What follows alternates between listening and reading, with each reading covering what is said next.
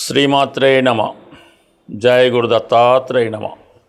ఈ వీడియోలో మనం 2026వ సంవత్సరంలో ఏ రాశుల వారికి అదృష్టం కలగబోతుంది, వారు ఎటువంటి జాగ్రత్తలు తీసుకోవాలి లేదా ఎటువంటి పరిహారాలు పాటించాలి అన్న విషయాన్ని ఈ వీడియోలో పరిశోధనాత్మకంగా నాడీ గ్రంథాల ఆధారంగా మీకు తెలియజేయడం జరుగుతుంది.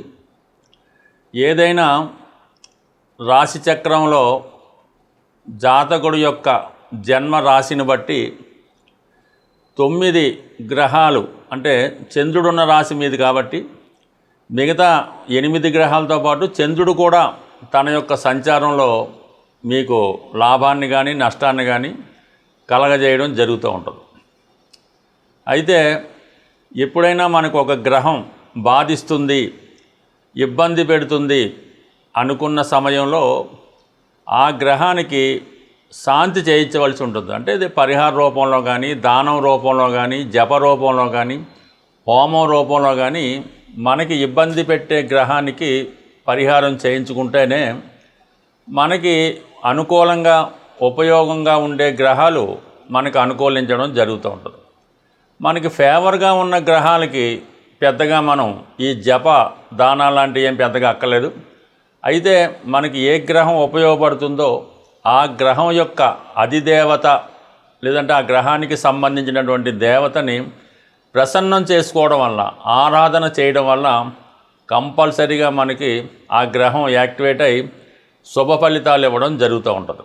అయితే జ్యోతిష శాస్త్ర ప్రకారం పెద్ద టెక్నిక్ ఏంటంటే, అసలు జాతకుడికి గోచారరీత్యా నడుస్తున్నప్పుడు ఏ గ్రహం ఉపయోగపడుతుంది, ఏ గ్రహం ఇబ్బంది పెడుతుంది అని తెలుసుకొని ఆ గ్రహానికి తగు విధంగా పరిహారాలు చేసుకుంటే కంపల్సరీగా మనకి ఆ గ్రహాల యొక్క ప్రభావం మన మీద పడి మనం పొందవలసినటువంటి శుభ ఫలితాలు పొందడం జరుగుతూ ఉంటుంది. అయితే ఏ గ్రహం కూడా, ప్రతి గ్రహం కూడా శుభ ఫలితం ఇవ్వగలదు, అలాగే చెడు ఫలితం, పాప ఫలితం కూడా ఇవ్వగలదు. ఏ స్థానంలో ఉన్నా ఎక్కడున్నా ఏదైనా ఒక గ్రహం ముందుగా చెడు ఫలితాన్ని ఇచ్చిన తర్వాతే శుభ ఫలితాలు ఇవ్వడం జరుగుతుంటుంది. కాబట్టి మనం ముందుగా గమనించి అది సమయానుకూలంగా గ్రహాల యొక్క దృష్టిని కూడా దృష్టిలో పెట్టుకొని ఏ గ్రహానికి శాంతి చేయించుకోవాలి, ఏ గ్రహం యొక్క దేవతను ఆరాధించాలన్న విషయాన్ని మనం ఈ వీడియోలో కేవలం రాశి చక్రంలో, అంటే మీ యొక్క జన్మరాశి ఆధారంగా తెలుసుకోవడం జరుగుతూ ఉంటుంది. మరింత లోతైన ఫలితాలు కావాలంటే మాత్రం లగ్నాన్ని బట్టి, జరుగుతున్న దశను లగ్నంగా తీసుకొని అనేక రకాలుగా మనం ఆలోచించవలసి ఉంటుంది. ఇప్పుడు కేవలం మనం చంద్రుడిని బేస్ చేసుకునే గ్రహాల యొక్క స్థితిగతులు, స్థానాలు తెలుసుకోవడం జరుగుతుంది. అలాగే ప్రతి గ్రహం కూడా వివాహ విషయంలో శుక్రుడిని, వ్యాపార విషయంలో బుధుడిని, ఆరోగ్య విషయంలో రవిని, ఇలాగ ప్రతి గ్రహాన్ని మనం ఆ గ్రహాల మీద గోచార సంచారాన్ని కూడా తెలుసుకొని చేయవలసి ఉంటుంది. బట్ ఏమైనా మనసే ప్రధానం కాబట్టి చంద్రుని ఆధారంగా తెలుసుకోవడం జరుగుతుంది.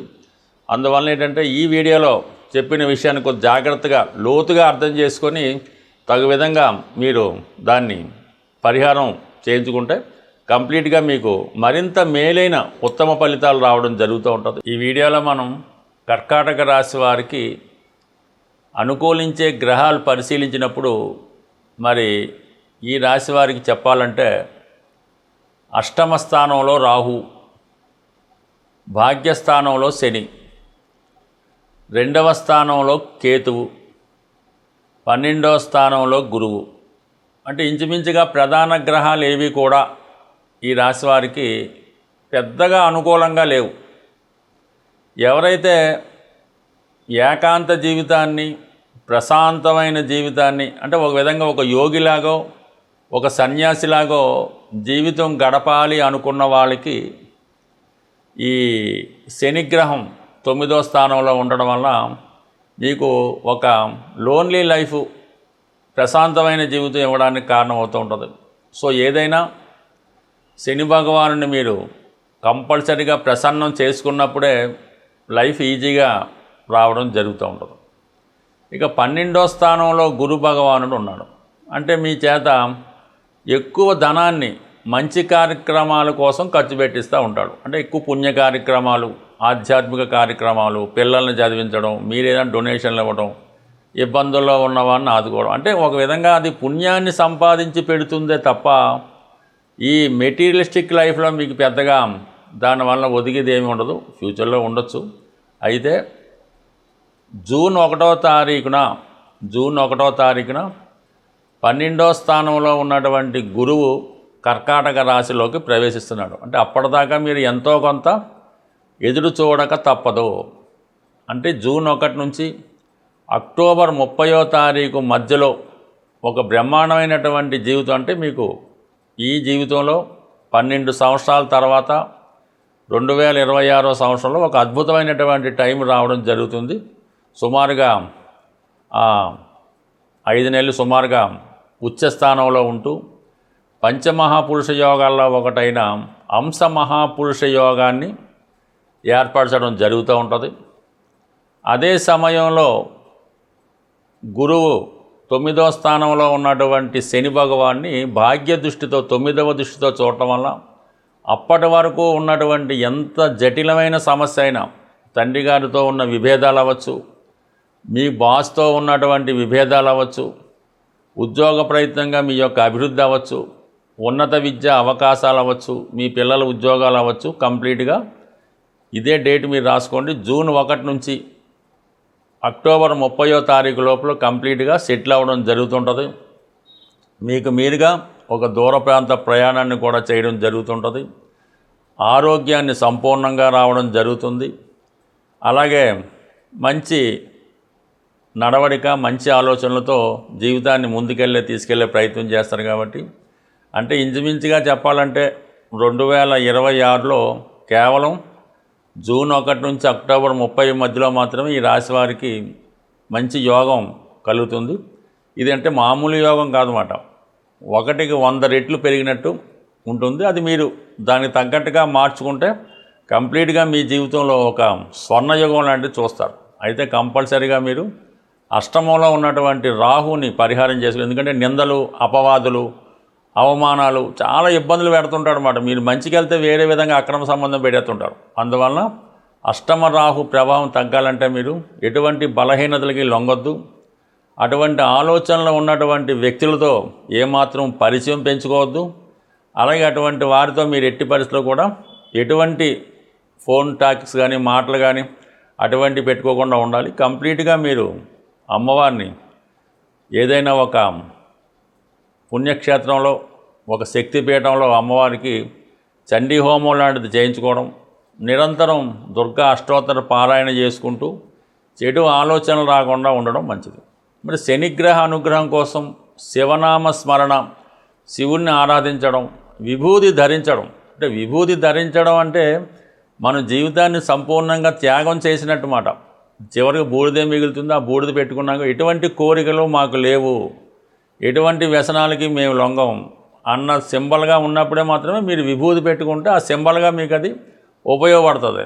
మనం విభూది పెట్టుకొని రకరకాల పనులు, రకరకాల మాటలు చేస్తే దాని ఉపయోగం ఉండదు. పైపెచ్చి అది భగవంతుడిని అవమానించినట్టు అవుతూ ఉంటుంది. అందువలన విభూది ధారణ నియమంగా చేయడం వల్ల మీ యొక్క ఆయుష్ కూడా పెరుగుతుంది, అదృష్టం మారుతుంది. జీవితంలో ఒక కొత్త మలుపుని మీరు ఈ 5 నెలల కాలంలో చూడడం జరుగుతుంటుంది. దాని తర్వాత మళ్ళా ఇంచుమించుగా అక్టోబర్ 30 తర్వాత ధనస్థానంలోకి రావడం, కొన్ని బెటర్గా ఉన్నప్పుడు కూడా ఏదైనా ఒక సువర్ణ మంచి అదృష్టాన్ని ఈ రాశివారు చూడబోతున్నారు. అయితే గురుగ్రహ అనుగ్రహం కోసం దత్తాత్రేయుణ్ణి ఆరాధించవలసి ఉంటుంది. మీకు ఎవరైతే మీరు గురువుగా ఆరాధిస్తున్నారో వారిని సేవించవలసి ఉంటుంది. తండ్రి గారి మాటకి గౌరవించవలసి ఉంటుంది.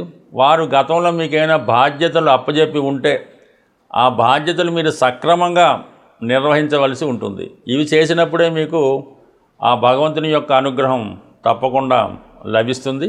అది మీకు 3 విధాలుగా పనిచేస్తూ ఉంటుంది. మీ యొక్క తండ్రి గారికి పనిచేస్తుంటుంది, వ్యక్తిగతంగా మీకు ఉపయోగపడుతుంటుంది, మీ యొక్క సంతానానికి, మీ దగ్గర విద్య నేర్చుకున్న వాళ్ళకి, మీ శిష్యులకి, మీ ఫాలోవర్స్ కూడా అది మంచి యోగంగా పనిచేస్తుంది. కాబట్టి ఈ టైంలో చక్కగా మీరు మంచి కార్యక్రమాలు పాల్గొంటే దాని ఫలితం కూడా అనేక వేల రెట్లు మీరు పొందే అవకాశం ఉంటుంది. గ్రహాల యొక్క అనుగ్రహం ఆగ్రహం ఏదైనా సరే ప్రతి జాతకుడి మీద ఉండడం జరుగుతూ ఉంటుంది. అయితే గ్రహాల్ని ప్రసన్నం చేసుకునే ప్రయత్నంలో ప్రతి ఒక్కరూ విధి విధానంగా వారి యొక్క ఆచారాన్ని బట్టి కంప్లీట్గా సూర్య నమస్కారం ఒకటి ప్రతిరోజు రెగ్యులర్గా చేసుకోవాల్సి ఉంటుంది. ఎవరైనా సరే ఏదో మంచం మీద ఉండి లేవలేని పరిస్థితుల్లో ఉన్నవాళ్ళు ఎవరైనా ఉంటే వాళ్ళు ఎగ్జామ్షన్ తప్ప ఓపిక ఉన్న ప్రతి వాళ్ళు కూడా ఈ సూర్య నమస్కారం అన్నది చేసుకోవడం వల్ల చాలా సమస్యల నుంచి బయటపడడం జరుగుతూ ఉంటుంది. దాని తర్వాత గోసేవ అన్నది చాలా ఇంపార్టెంట్. అంటే గోసేవ అంటే ఏదో ఒక గోశాల నిర్వహిస్తూ ఉంటారు పెద్దలు. అక్కడికి వెళ్ళి ఏదో ఆవుకో బెల్లం మొక్కో అటుకులో అది కాదు సేవ అంటే. శుభ్రంగా అక్కడ ఉన్నటువంటి పరిసరాలు మన ఇల్లు ఎలాగైతే శుభ్రం చేసుకుంటామో గోవు యొక్క ఆ పరిసరాలు అన్నీ శుభ్రంగా నీట్గా పెట్టి గోవుకి ఏదన్నా చల్లని గాలి తగిలేలాగో ఈ దోమలు ఈగల నుంచి బాధపడకుండా వెరీ నీట్గా మనం ఎలాగైతే ఉంటామో ఆ గోవుకు కూడా అటువంటి సదుపాయం పెట్టిన తర్వాత దాని తర్వాత ఆవుకి ఇవ్వాల్సినటువంటి ఆహారం ఏమన్నా అది పరిశుద్ధమైనది అంటే ఏదైనా మిగిలిపోయిందో ఇంకోటో అలా కాకుండా శ్రద్ధగా మన పెద్దలకి పూర్వీకులకి దేవునికి ఏ విధంగా నైవేద్యం తయారు చేస్తామో ఆ విధంగా తయారు చేసి ఇది నానబెట్టాం మొలకలు ఏదన్నా సరే దాంట్లో ప్యూరిటీగా మీ అమ్మగారికి ఏ విధంగా పెడతారో ఆ విధంగా ఆ గోవుకి ఆహారం కూడా శుభ్రమైన ఒక ఇస్తిరాకులో చక్కగా పెట్టి ఆ ఆవు తింటున్నప్పుడు మరి ఒక 3 ప్రదర్శనలు చేసి నమస్కారం పెట్టుకోవడం వల్ల కంప్లీట్గా ఆ గోవు యొక్క అనుగ్రహాన్ని పొందడం జరుగుతూ ఉంటుంది. సో ఈ విధంగా చేసుకుంటూ కంప్లీట్గా ఈ 2 చేసుకుంటే చాలు, మిగతా అన్ని సకల దేవతల్ని పొందే అనురాగం వస్తుంది. దాని తర్వాత చాలామంది ఈ మధ్యకాలంలో ఎవరైతే మీ కుటుంబంలో ఉంటారో తల్లి ఉండొచ్చు, తండ్రి ఉండొచ్చు, పెద్దలు ఉండొచ్చు, అత్తగారు మామగారు ఉండొచ్చు, ఎట్టి పరిస్థితుల్లో కూడా మీకు ఎంత కోపం ఉన్నా వారిని ఆకలితో మాత్రం ఉండనివ్వకండి. 4 పూట్ల వారికి కనీసం ఈ బిస్కెట్లో ఏ ఆహారమో ఏదో పెట్టాలి తప్ప ఒకరి మీద ఒకరి కోపం చూపిస్తూ ఎక్కువగా ఈ మధ్యకాలంలో అత్తమామల్ని ద్వేషించడం, సరైనటువంటి ఆహారం పెట్టకపోవడం, అలాగే మీ పిల్లలకి వాళ్ళ మీద ద్వేషం పెంచే విధంగా మాటలు చెప్పడం, ఇవి మీ కుటుంబం యొక్క పతనానికి కారణమవుతుంటుంది. ఫ్యూచర్లో మీ పిల్లలు ఎందుకు పనికిరాని వాళ్ళుగా తయారవడానికి రావడం జరుగుతూ ఉంటుంది. అంటే ఇవన్నీ కొంతమందికి చాలా కొత్తగా అద్భుతంగా అనిపించవచ్చు, కానీ ప్రతినిత్యం ప్రతిరోజు ఎక్కడో అక్కడ ఇది జరుగుతుంది. వీటిని ముందు మీరు కట్టడి చేసుకోగలిగితే అంటే కొన్ని సందర్భాల్లో అది భర్తకు తెలియపోవచ్చు, కొన్ని సందర్భాల్లో భార్యకి తెలియపోవచ్చు.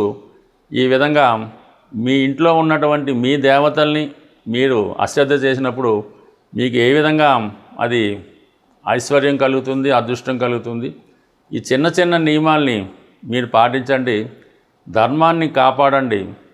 అయితే మీ తల్లిదండ్రులని అత్తమామలనే కాకుండా మీ చుట్టుపక్కల ఎవరన్నా అంటే మనకు సేవ చేస్తున్న వాళ్ళు, మన దగ్గర పనిచేస్తున్న వాళ్ళు, కనీసం ఇరుగు పొరుగు వాళ్ళు, పిల్లలు కానీ పెద్దవాళ్ళు కానీ ఆకలితో ఉంటే అది ఎవరికి కూడా రాణించదు, దేశానికి కూడా అంత క్షేమం కాదు.